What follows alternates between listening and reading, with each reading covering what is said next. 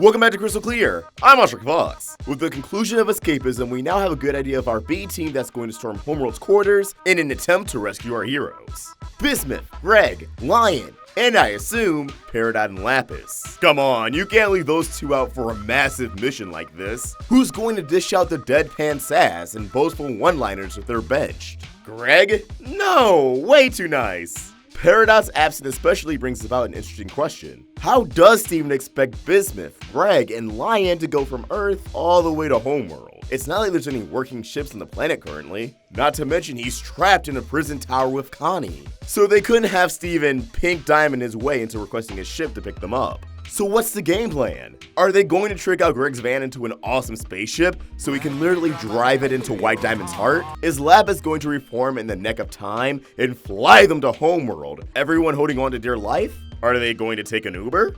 Well, all those sound cool, but I don't think so. Even though I would really want to see the van.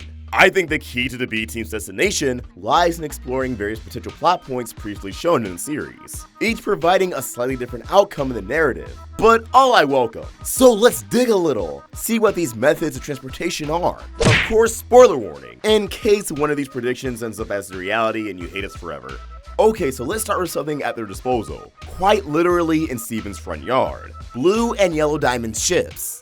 These Super Smash Bros. Bosses were absolutely wrecked at the climax of Reunited, thanks to the cluster. Yellow Diamond is seen trying to activate her ship and later remarks its destruction and lecturing her to Homeworld. You and your friends destroyed both our ships. Right now, both the Diamond ships are still sitting on the ocean shore, in desperate need of repairs. Luckily, Bismuth is a builder. She immediately offered to restore the house in Reunited, and was seen performing that exact task at the end of Escapism. So they may want the audience to be familiar with that skill set.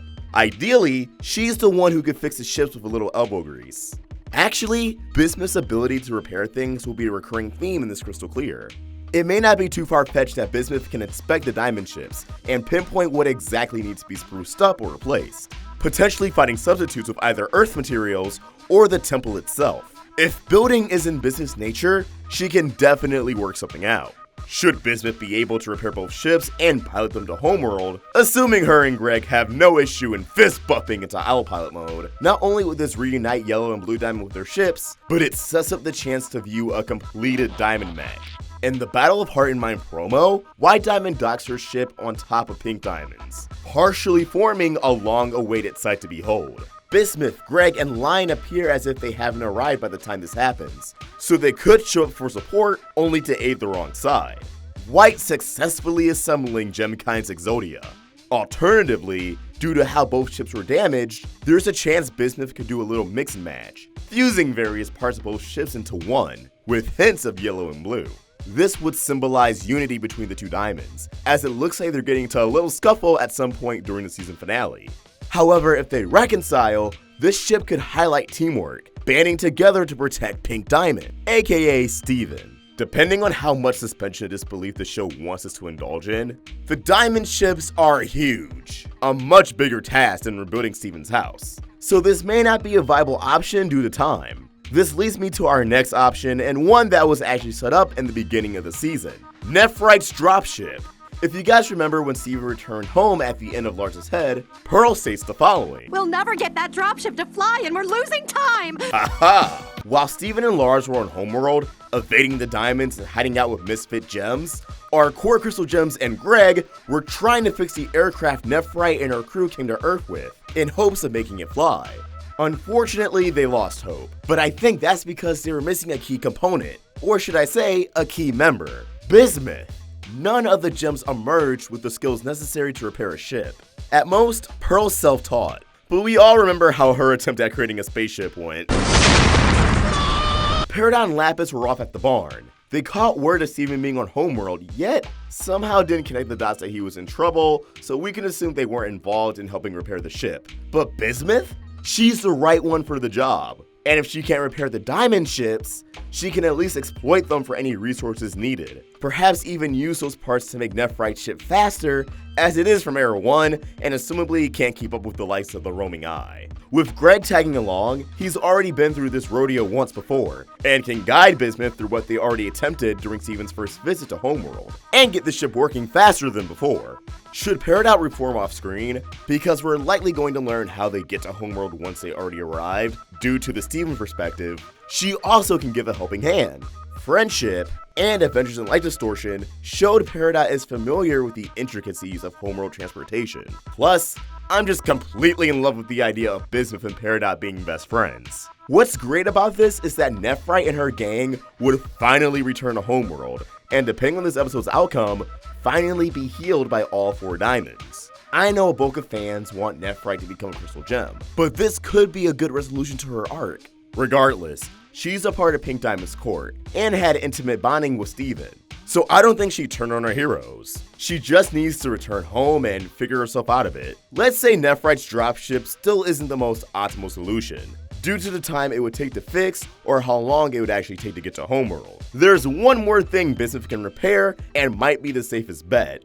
Now, this idea was actually suggested to us in our live stream of escapism by someone who donated a super chat, Bill Strachan. This idea is that Bismuth fixes the Galaxy Warp, a direct link to Homeworld that's been destroyed by the Crystal Gems a few times throughout history. The Galaxy Warp still remains inactive, but could be an easy fix by Bismuth. Now, what goes into repairing the warp pad isn't information at our disposal. Peridot previously repaired it with flash Robonoids, until it was swiftly smashed to pieces by Garnet. And later, Peridot put it back together like a puzzle. She also tried forcing Steven to put on the finishing touches with his healing spit, but ultimately fails. The fate of the flash Robonoids are kind of a mystery. Pearl was shown tinkering with a Robonoid in political power, yet we aren't sure they disposed of them since then. Assuming they could still be in the temple somewhere, Bismuth could reactivate a few or extract their fluid to repair the warp pad. Perhaps the Robonoids aren't even needed. For all we know, Earth materials could do the trick. Duct tape, super glue, command strips. Sounds silly, but we use those things in our everyday life as makeshift solutions. In a show where humanity is a recurring focus, this would highlight the strengths and inventions of human beings.